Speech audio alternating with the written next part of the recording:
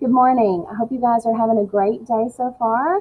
We're going to get started on a new art project today. It is in the style of famous Canadian landscape artist Ted Harrison. Ted is from the Yukon area of Canada. The Yukon area is an area that is full of mountains and water, glaciers, and some trees. And Ted Harrison is famous for creating landscapes, which are pictures that have land in them, or mountains, and sometimes even water a little bit, but mostly land in them. And we are going to create a picture in the style of Ted Harrison. Now, he was born in 1926 and he passed away in 2015, so he's no longer living. He's an amazing artist, and I can't wait for us to get started.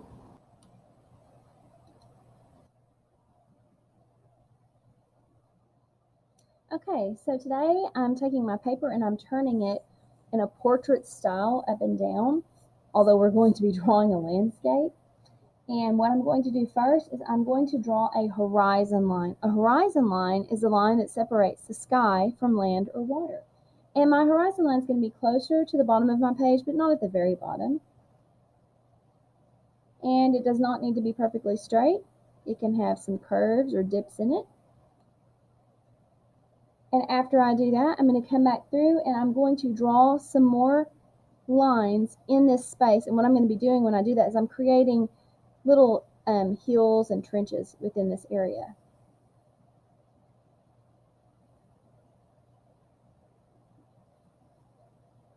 And remember, when you're drawing, to draw very softly.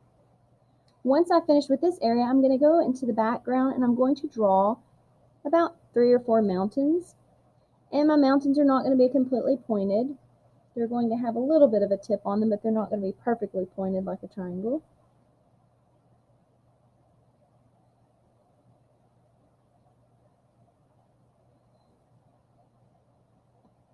And I've got my 3 mountains on here.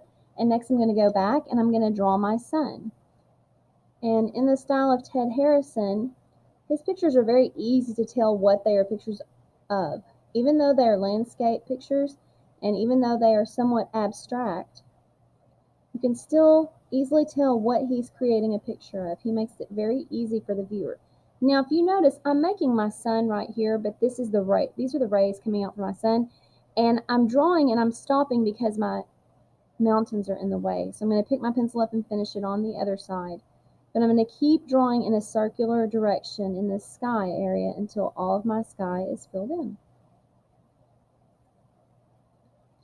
And once I have finished this, I'm going to take a black oil pastel. If you don't have a black oil pastel, you can use a black crayon.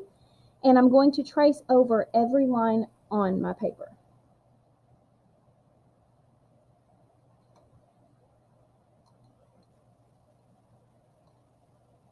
When you're tracing with your oil pastel, make sure you press down hard, and also you don't want to run your hand across the top of your oil pastel because it will smear it.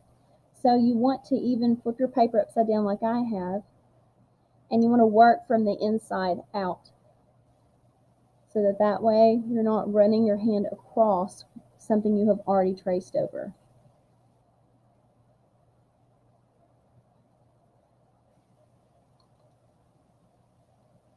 If you choose to use a crayon, just make sure you press down really hard, and you might want to make your lines a little bit thicker if you're using a crayon. But that's perfectly fine too. I just like the look of the oil pastel. I like the effect it gives with watercolor. We're going to use our watercolors next, and we're going to use warm colors and cool colors. Warm colors are colors that when we see them, they make us feel warm. Things that remind me of things that are warm are the colors like red, orange, yellow, pink, brown. Those are colors that are warm colors. Cool colors are colors that when we see them, they make us feel cool, like greens, blues, purples. Yellow can actually go either way, and so can pink. Yellow and pink can be warm or cool colors. So when you are painting your picture in, you're going to want to paint your sky in either warm colors or cool colors. And whatever you do up here, you're going to do the opposite down here on your land area. So if I paint my sky in warm colors, my landscape area is going to be painted in cool colors. If I paint my picture in cool colors up top in the sky, then my landscape is going to be painted in warm colors.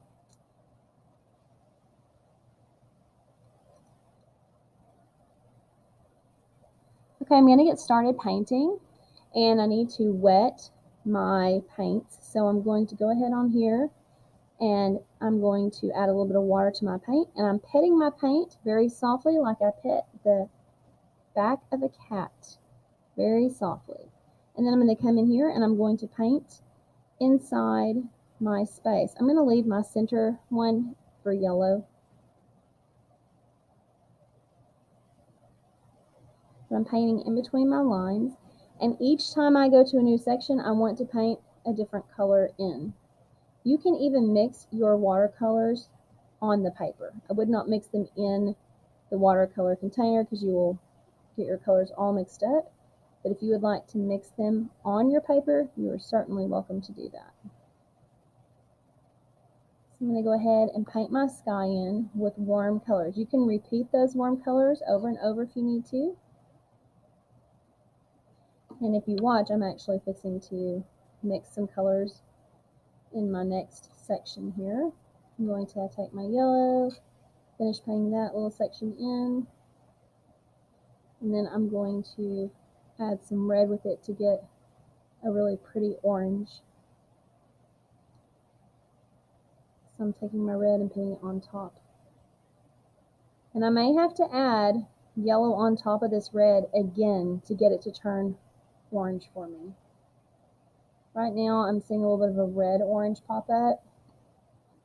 I think I would like to add a little bit more yellow to make it a little bit more orange.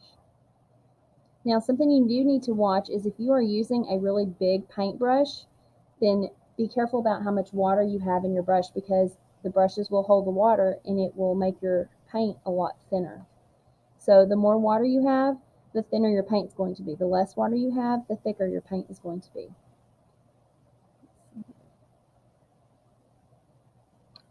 Remember just to rinse your brush out before you go to a new color. I'm actually going to add a little bit more color into this one also. And I'm going to go back and add a little bit more color onto this one now and make it brighter. So the great thing about watercolors is when you use them, once they dry, you can reactivate them. All you have to do is just add water to them. Even like 5 years from now, you could still reactivate the watercolor.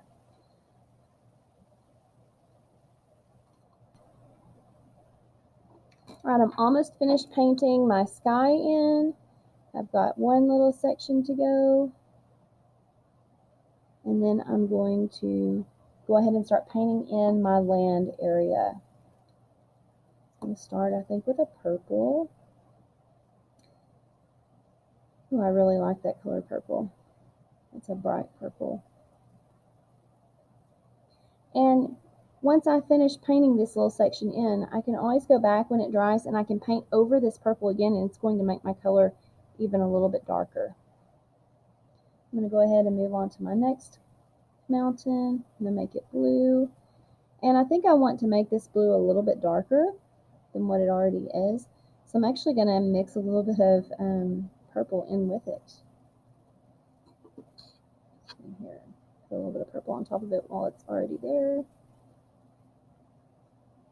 And darken that in a little bit. So now I have mixed my colors and I've got a different blue on there now. Oh yeah, I like that a lot better. My last one I'm going to paint in green. Definitely going to mix a little bit of color with this to make it a little bit darker.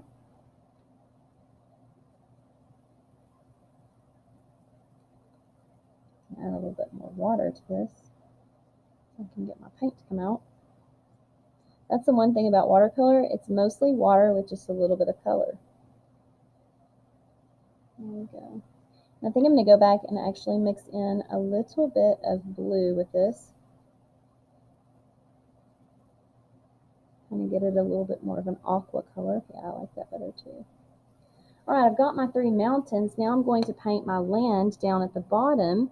And in the Yukon area where Ted Harrison is famous for painting, there are glaciers. And so I'm actually going to paint a little section in right here with the blue to show a frozen glacier area, which is a huge piece of ice.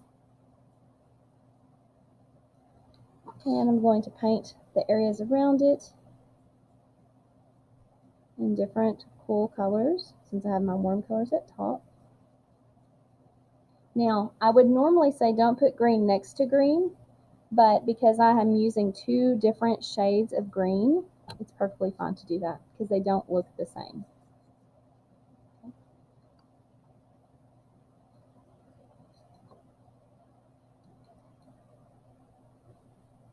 Okay, as you can see, I have finished my landscape painting in the style of Ted Harrison, and I'm super excited for this to dry so that I can hang it up. I hope you guys enjoyed this project today. I hope you learned a little bit about Ted Harrison and were able to view a little bit of his artwork that I posted above the videos. And I can't wait to see you guys have your pictures emailed to me. Thanks. Have a great day.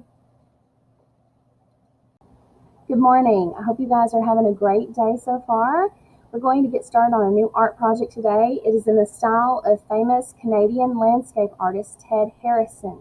Ted is from the Yukon area of Canada. The Yukon area is an area that is full of mountains and water, glaciers, and some trees. And Ted Harrison is famous for creating landscapes, which are pictures that have land in them, or mountains, and sometimes even water a little bit, but mostly land in them. And we are going to create a picture in the style of Ted Harrison. Now, he was born in 1926 and he passed away in 2015, so he's no longer living. He's an amazing artist, and I can't wait for us to get started.